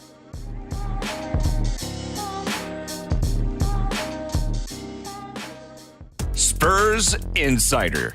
Brought to you by South Padre Island. Victor Wembanyama recorded his 10th double-double of the playoffs with 26 points and 12 rebounds, but the Spurs fell to the Knicks 105-95 in Game 1 of the NBA Finals Wednesday at the Frost Bank Center. Julian Champagnie recorded his first double-double of the postseason with 16 points and 10 boards. Dylan Harper added 16. Game 2 is on deck Friday right back here at the Frost Bank Center. Tip times at 7:30 on Spurs Radio 1200 WOAI. Summer vibes on. South Padre Island is the perfect family escape. Step out of your comfort zone and order anything but the regular. Maybe you'll catch a show. 3, 2, 1. You're gonna need a beach day, nature day, fishing day, and definitely a water slide day. South Padre Island has plenty to do for the whole family. Make it a South Padre summer. Book today. Right now, you're one of thousands tuned into this station. Locked in, fired up, and ready to talk Spurs, Cowboys, and everything in between. That's the unbeatable power of live radio. It reaches you instantly, and you can't scroll past it. Plus, we're streaming and growing on social media. The starting lineup is looking for sponsors who want direct access to this passionate audience. And when you join us, you get professional social media production included. Content created for your business. Shoot us an email right now at thestartinglineupshow@gmail.com. Team up with the starting lineup on Ticket 760. Does your car or truck start smoothly? Do you have any hesitation problems when you hit the gas? A BG Platinum 44K fuel system cleaner will take care of that. It'll clean the entire fuel system. It'll restore your engine's performance and reduce exhaust emissions. You'll have no power loss when you go up that hill. A BG Platinum 44K fuel system cleaner is rated #1 among automotive professionals. Be good to your car. Add BG Platinum 44K to your tank after every oil change. To find a BG professional, visit bgfindashop.com today. San Antonio, your Toros are dominating. 2 games, 2 wins, 2 shutouts. Nobody has scored on the Toros. A new generation carries on the winning tradition of one of the most legendary football names in San Antonio history. Now, the Stampede returns home Saturday, June 13th, as the Toros collide with the Tall City Black Gold. Tickets start at just $10 at COFLToros.com. Vamos, Toros! Veterans and active duty service members, when your call to service ends, your mission doesn't have to. Go from GI to IT in just a few months at My Computer Career. Prepare for a high-demand career in cybersecurity, protecting people, systems, and institutions from real cyber threats. Cyber warriors are needed now. Will you answer the call? Go to mycomputercareer.edu/CWP to learn more. That's mycomputercareer.edu/CWP, an Elite CompTIA certification partner. VA education benefits are available to those who qualify. Finding great candidates to hire can be like, well, trying to find a needle in a haystack, but not with ZipRecruiter. Its powerful technology actively finds and invites qualified candidates to apply to your job. So while other companies might deliver a lot of hay, ZipRecruiter finds you the needle in the haystack. See why 4 out of 5 employers who post a job on ZipRecruiter get a quality candidate within the first day. Try ZipRecruiter for free at ZipRecruiter.com/free. That's ZipRecruiter.com/free. ZipRecruiter. Summer is on its way, and it's going to be super hot again. You can count on that. If your air conditioning system isn't up to par, or if you need a new one, it's time to call Manuel & Sons. At Manuel & Sons, right now, you can get a 1.5 to 5 ton Frederick 15-seater for just $77.95. Need a spring tune-up? Right now, only $89. Certified technicians, local company, someone actually answers the phone. If your system is struggling, call today, 549-4839, 549-4839. ManuelandSons.com. Hi, everyone. It's Andy Everett. You may not know this, but 1 in 4 men over 40 have low testosterone, and there is something you can do about it. I started recognizing the symptoms: low energy, low motivation, barely recognizing myself, couldn't play good golf, always tired when I worked out. That happened for me back in 2018. It's one of the best decisions I've ever made to get my health in line. Synergetics are the experts in hormone health in San Antonio, and they'll tailor your TRT plan for your unique needs. And they work with most major insurance providers. Book your free test right now at fixmylowt.com. Your ticket for the best Spurs talk. Back to the starting lineup. Starting lineup on Ticket 760. I'm Carl Schoening. We're close to wrapping up the show, but we do got to give some love to our listeners that give love to us. You can get in touch with us a multitude of ways, supporting the show for free by liking and subscribing on YouTube, following us on social media. I am at On Air Carl. At DJLG210 is the man you're about to hear. LG, we have some supporters we'd like to give some love to, huh?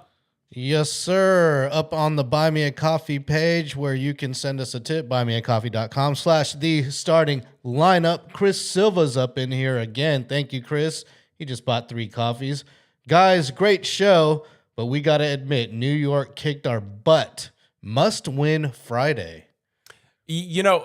Not necessarily on the scoreboard, but I did think that New York played a very physical brand of basketball that threw the Spurs off of their game. And it's something that, was something that I think the Spurs are ready to adjust for. But that rest really did do the Knicks good, as I thought their fourth quarter was the difference in the game. 29-19 difference in the ball game there in the fourth quarter. And Friday is a must-win if you want to get the home court advantage back that you lost in Game 1.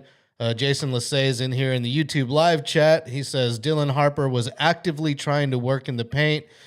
De'Aaron Fox started off with at least 3 threes and missed them all before he had an easy layup. Way too many threes, and we paid the price.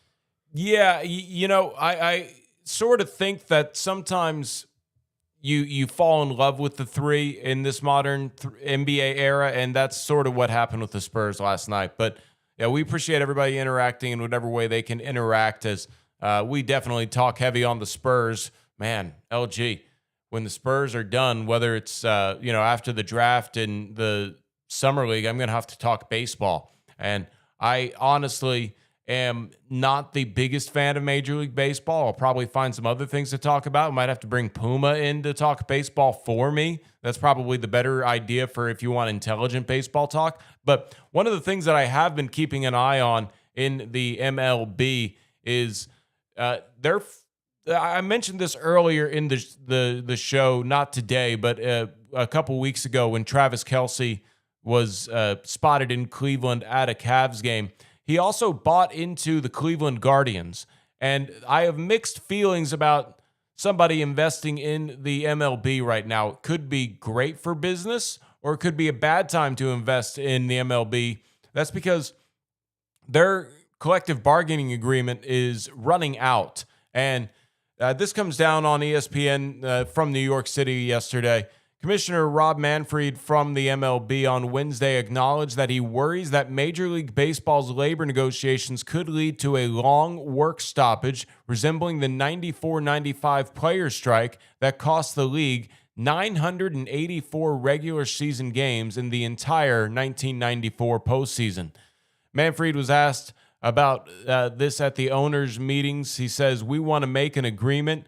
We made a proposal on one set of topics. On the outset of negotiations, I went and said myself, we're open to whatever ideas people have, but we need a realistic framework that addresses the fans' concerns about competitive balance. You can't just ignore that financial penalties have not gotten it done for us."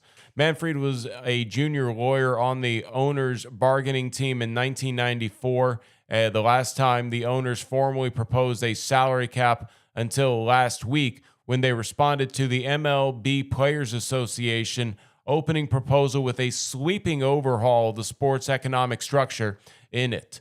The MLB called for a firm salary cap of $243.3 million with a hard floor of $172 million. So essentially, I don't know if firm salary cap means hard cap, but the hard floor is $171.2 million. Essentially, that hard floor means that teams must spend $171.2 million in player salary. So that would be sort of a win for the MLB that, hey, we are guaranteeing that this amount of money is out there. However, $172 million feels kind of easy to reach with some of the exorbitant contracts we've seen. So I wonder where the pushback is, because I'm sure the MLB Players Association, who doesn't have to operate with a tax or a salary cap, will be opposed to any kind of salary cap. But is there a firm salary cap, meaning it's a hard cap that teams cannot go over $245 million? In the NBA, we have a soft cap where you can spend over a certain amount of money, and then you get into luxury tax penalties. And the newest CBA has made that really hard to be in the luxury tax. As I mentioned, I think $10 million in salaries for the Oklahoma City Thunder for their 2 draft picks they own in the first round in this upcoming NBA draft will end up costing an additional $80 million in salary, because that's how high over and how long the Oklahoma City Thunder have been over the salary cap. So it's very restrictive in the NBA. But the MLB Players Association has long opposed the salary cap, arguing that any limit on payroll spending suppresses player earnings, which is kind of duh, and exactly what they're fighting against, because the Yankees, they love buying those players that the Milwaukee Brewers can't afford to keep, essentially, because they can spend as much as they want. The union's proposal instead worked within the current competitive balance tax system that has been in place since 2003, with, among several changes, quote, a competitive integrity tax for low-spending teams that mirrors the CBT for top-spending teams. So competitive balance tax is what CBT stands for. And I kind of get where this is going to be an issue. If the MLB is saying, hey, we need to basically limit the spending, and the players are just like, no, you don't, then we're going to have a tough one. But the current collective bargaining agreement agrees or expires December 1st. If the two parties cannot negotiate a new one by then, owners are expected to lock out the players until a deal is reached. The owners instituted a lockout when the last CBA expired in December of 2021. That work stoppage lasted 99 days before the sides reached agreement on March 2022, narrowly avoiding the cancellation of regular season games. But unlike those negotiations, owners entered this round seeking fundamental overhaul of the sport's economic system. And that's where we are in the world of baseball right now. You have the players who think that they should essentially have no cap on the individual teams, and the teams who understand that the Yankees can just buy up whoever they want. The Dodgers can spend $1 billion on payroll, and the rest of the MLB needs to figure it out. I am all for the salary cap in Major League Baseball. I think it'll definitely change the landscape of things, but it is certainly going to be a tough battle to get those two sides to agree to a economic overhaul like that. We're going to wrap up the show on the other side of the break before we send you off to Dan Patrick with our final thoughts going into Game 2 of the NBA Finals tomorrow night. And then, of course, we're going to be heavy on the preview Friday for the show that wraps up the weekend and sends us into the series into New York after Game 2 tomorrow night here in San Antonio. Step aside. This is the starting lineup on Ticket 760.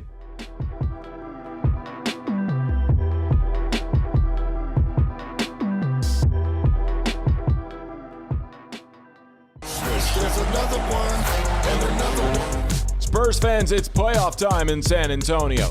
Get in the spirit with Swish, a new Spurs-themed song produced by Warchief featuring Troy Matthews, Big Roddy, and Ice Villa.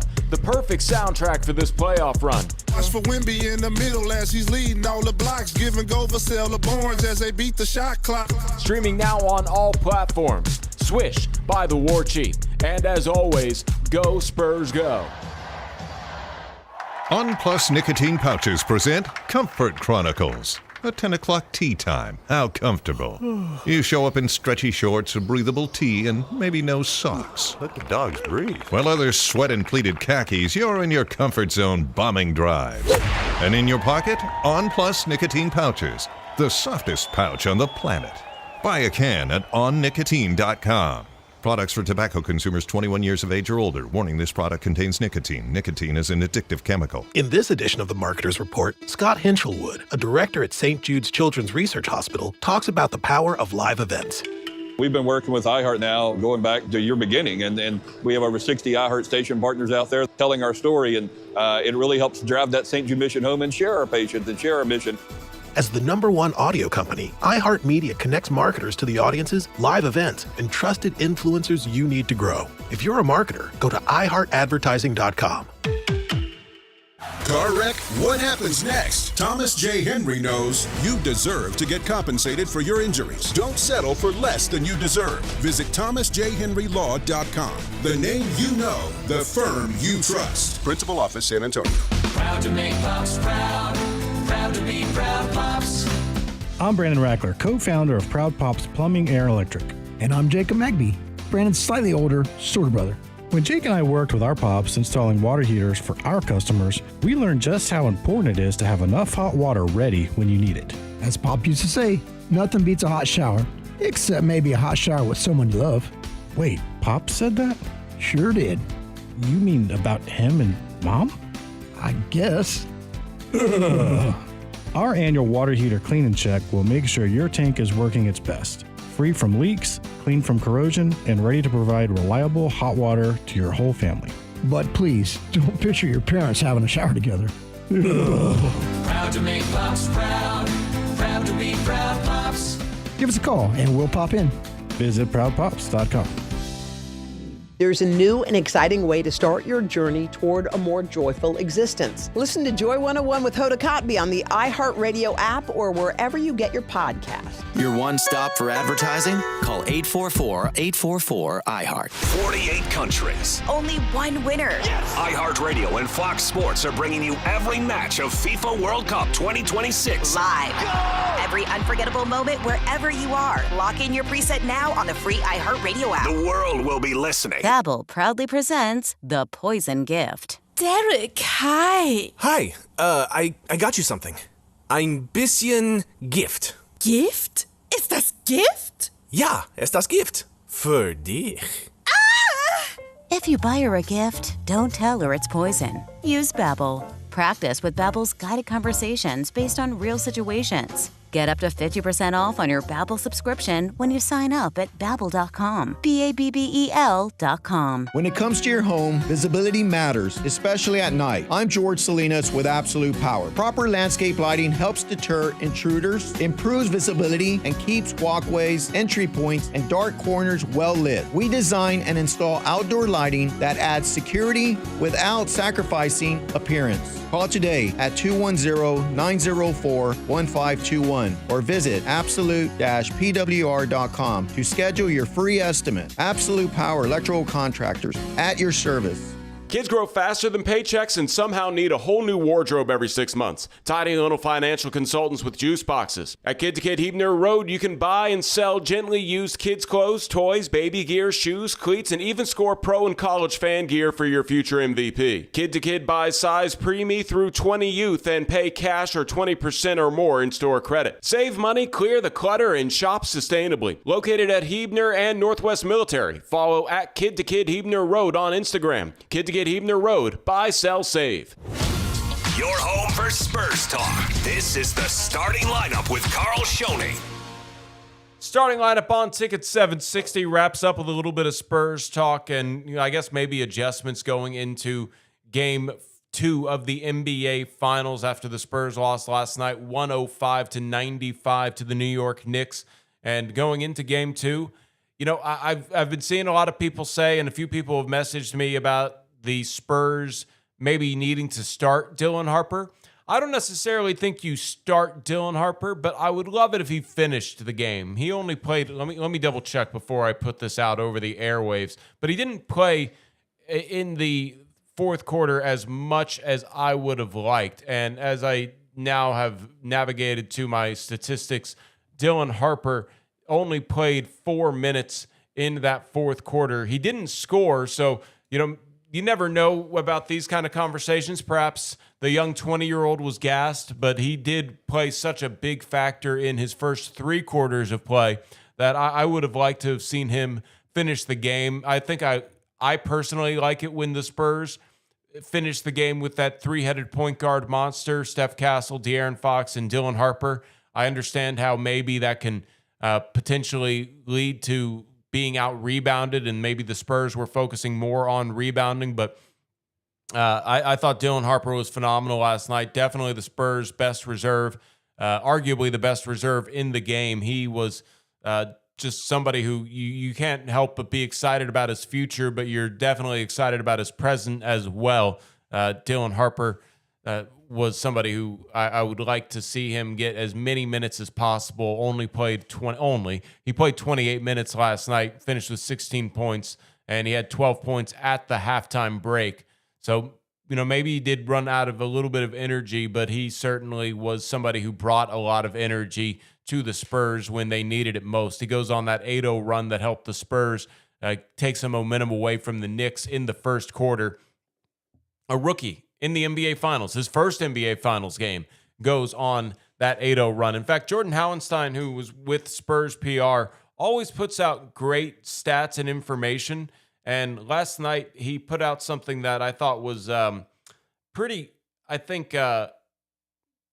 guess, along the lines of the impact that he makes as a rookie. He was somebody who had one of the best rookie performances in finals history, and not just game one for any of them. So a couple tweets from Jordan. Dylan Harper set the rookie record in Spurs franchise history for most points in an NBA Finals game with 14. Previously, that was Manu Ginobili with 12 in 2003's Game 5 against the Nets. And the NBA communications sort of piggybacked off of Jordan's tweet. So I'm pretty sure this originated with Jordan, but NBA communications put this out, and this is where I see it on my notifications. Dylan Harper's 10 first quarter points were the most by a rookie in the first quarter of an NBA Finals game in the play-by-play era. So since 1998. So, Dylan Harper, definitely a bright spot in last night's loss. I'd like to see Victor Wembanyama find a way to just insert his will. There were definitely times where he worked out on the perimeter and made Karl-Anthony Towns worked, and Victor Wembanyama certainly won that matchup, but yeah. Oh, by the way, we got our first dislike on YouTube. Hey, if you're a Knicks fan, y'all had no problem talking all last night. I'd love to hear your comments. Please drop them in. And does that hurt our algorithm if we get disliked? I don't know. Any interaction's good interaction, right? We'll take it. All right. Dan Patrick and the boys are next. We're going to step aside here, and then we'll be back on the airwaves tomorrow morning at 6 a.m. for the starting lineup to preview Game 2 of the NBA Finals. Catch y'all then here on Ticket 760 and YouTube.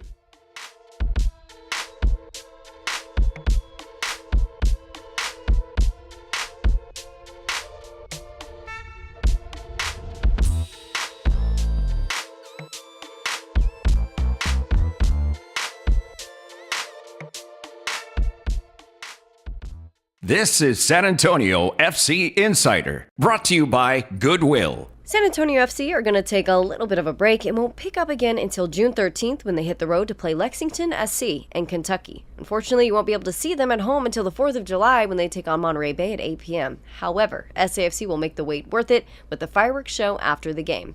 Don't worry, there's still plenty of international soccer to keep you busy with the World Cup kicking off on June 11th.